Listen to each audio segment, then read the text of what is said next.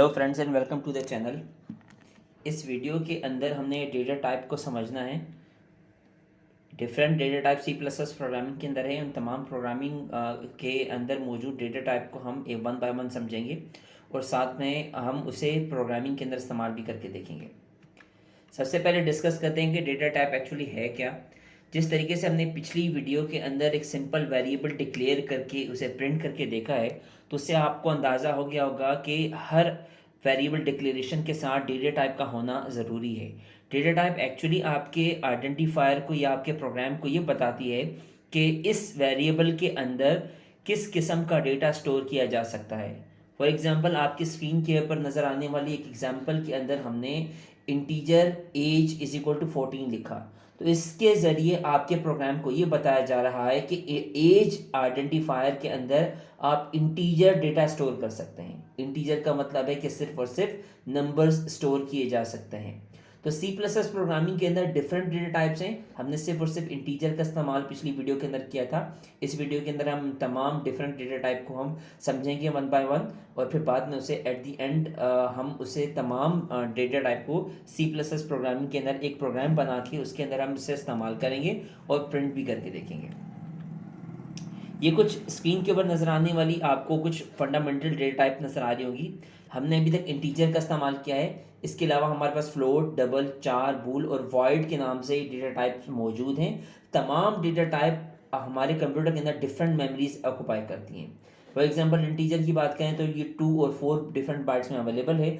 तमाम data type को आप डिफरेंट मॉडिफायर्स के ज़रिए आप इनकी मेमोरी साइज इंक्रीज या रिड्यूस भी कर सकते हैं। हम इंशाल्लाह नेक्स्ट वीडियो के अंदर हम मॉडिफायर्स को भी डिस्कस करेंगे।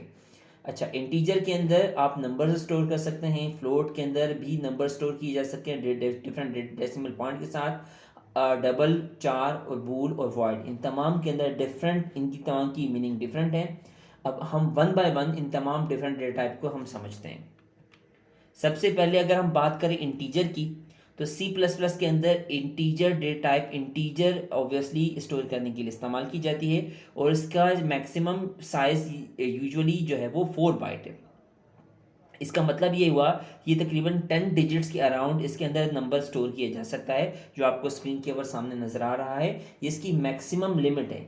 नेगेटिव से पॉजिटिव तक ये डिजिट स्टोर किए जा सकते हैं। इसकी नंबर ऑफ बाइट को रिड्यूस भी किया जा सकता है, वो इंशाल्लाह हम नेक्स्ट वीडियो के अंदर हम ज़रूर डिस्कस करेंगे। एग्जाम्पल के लिए आपके सामने मौजूद है एक एग्जाम्पल INT इंटीजर। उसके बाद कोई भी मॉडिफायर, यहाँ पे हमने आइडेंटिफायर सैलरी के नाम से इस्तेमाल किया है, और इसके अंदर हम 15,000 की वैल्यू हम स्टोर कर रहे हैं।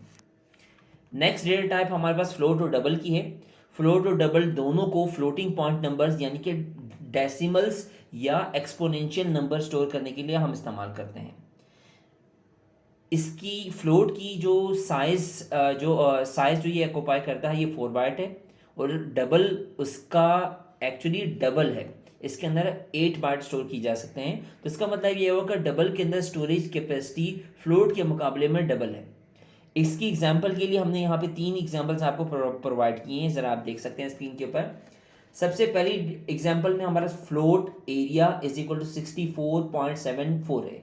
अब पिछली डेटा टाइप और इस डेटा टाइप के कंपैरिजन में आपको यहाँ पे नजर आ रहा होगा कि इसके अंदर डेसिमल पॉइंट भी स्टोर किया जा सकता है, यानी कि डेसिमल की वैल्यू भी स्टोर की जा सकती है, जो कि इंटीजर के अंदर स्टोर नहीं की जा सकती थी।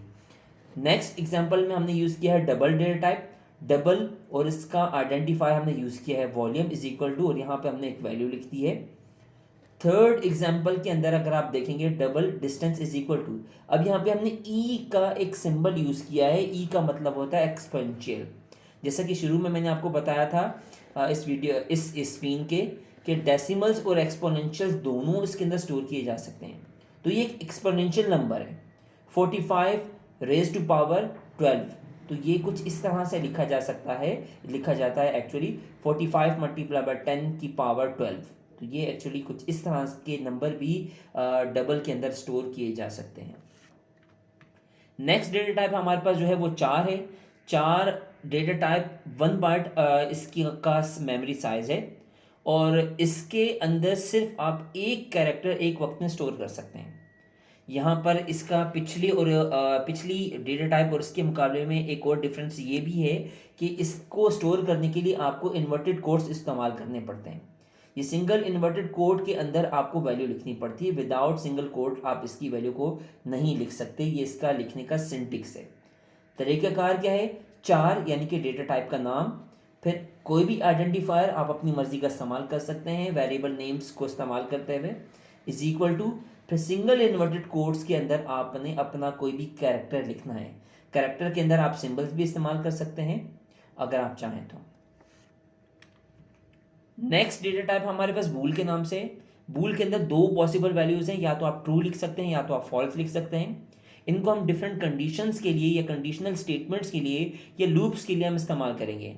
आने वाली वीडियोस के अंदर हम इसको ज़रूर डिस्कस करेंगे कि बूल को किस तरह से इस्तेमाल किया जा सकता है। बहरहाल इसको लिखने का तरीक़ाकार कुछ इस तरह से BOOL बूल, फिर आपके आइडेंटिफायर का नाम इज इक्वल टू और वैल्यू में आपको जो कि बता चुका हूँ, इसकी दो ही पॉसिबल वैल्यूज़ हैं, ट्रू या फॉल्स।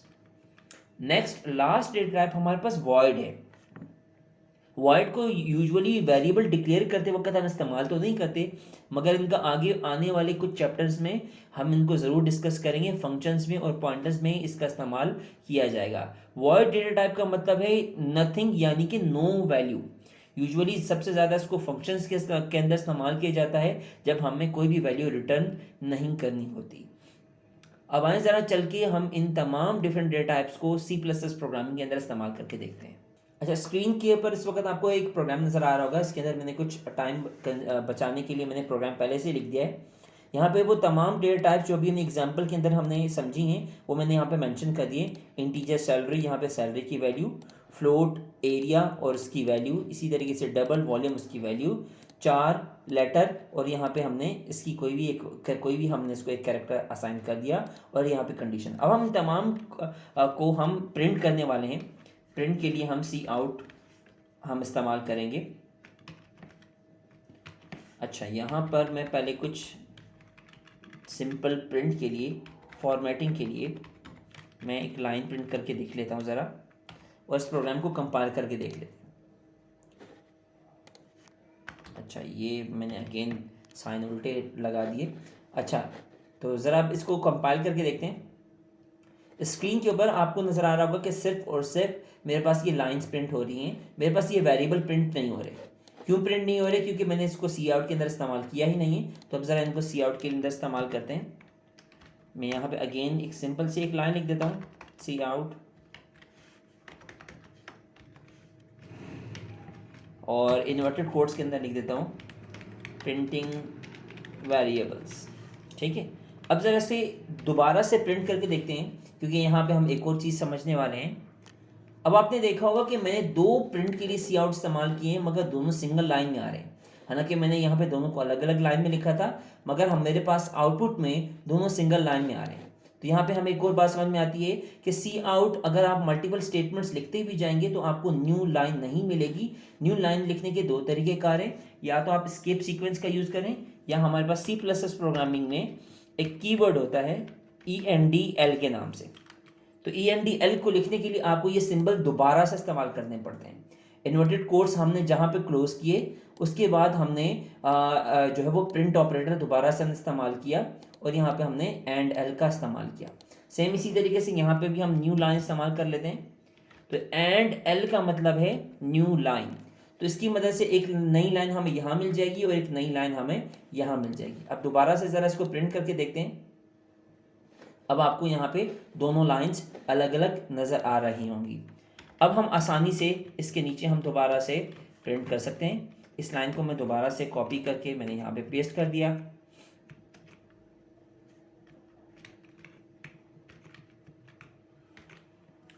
अब मैं इन तमाम वेरिएबल्स को 1 बाय 1 प्रिंट करता हूँ। Cout,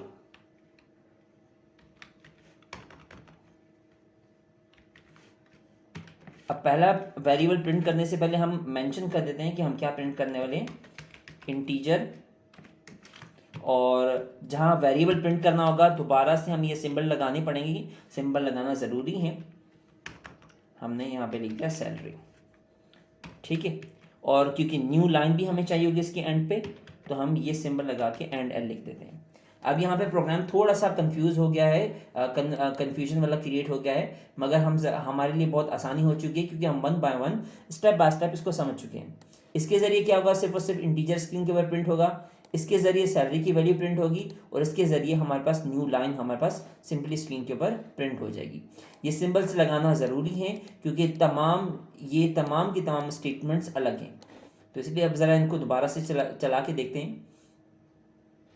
अब आपको नजर आ रहा होगा प्रिंटिंग वेरिएबल और इंटीजर की वैल्यू प्रिंट हो गई है। अब ज़रा जल्दी से तमाम वेरिएबल्स को हम प्रिंट कर लेते हैं। इसको कॉपी करके 1 2 3 4, ठीक है। हमने यहाँ पे अब पहला हमने इंटीजर के लिए इस्तेमाल किया था, इसको हम कर देते हैं फ्लोट, और यहाँ पे फ्लोट का वेरिएबल हम इस्तेमाल कर लेते हैं। हमारे फ्लोट के वेरिएबल का नाम है एरिया। नेक्स्ट हम यहाँ पे डबल प्रिंट करने वाले हैं वैल्यू, और डबल के वेरिएबल का नाम है वॉल्यूम। नेक्स्ट अगर हम प्रिंट करने के लिए चाहेंगे तो ये है हमारे पास लेटर, सॉरी ये हमारे पास है चार डेटा टाइप है हमारे पास, और इसके वेरिएबल का नाम लेटर है। इसी तरीके से नेक्स्ट हमारे पास वेरिएबल है बूल डेटा टाइप का, और उसकी वैल्यू जो है वो COND के नाम से प्रिंट होगी, ठीक है। तो अब ज़रा इसको तमाम को हम एक साथ रन कर देते हैं। अब यहाँ पे आपको तमाम के तमाम की वैल्यू प्रिंट होते हुए नज़र आ रही होगी। अब एक चीज़ आपने यहाँ पे गौर करनी है, वो है बूल डेटा टाइप। बूल डेटा टाइप के अंदर हमने वैल्यू, क्योंकि हमने ट्रू और फॉल्स लिखी है, तो प्रिंट में ये 0 प्रिंट हो रहा है। फॉल्स के लिए 0 प्रिंट होगा और ट्रू के लिए यहाँ पे 1 प्रिंट होगा। तो इस तरीके से हमने तमाम वेरिएबल्स को, तमाम डेटा टाइप को यूज़ करके देख लिया है। इन तमाम को आपस में एडिशन या सब्ट्रैक्शन भी आप करके देख सकते हैं। इस वीडियो को हम यहीं पे एंड करते हैं। इंशाल्लाह नेक्स्ट वीडियो में मिलेंगे, और नेक्स्ट वीडियो में इन तमाम डेटा टाइप के मॉडिफायर्स को हम ज़रूर डिस्कस करेंगे। तब तक के लिए अल्लाह हाफिज़।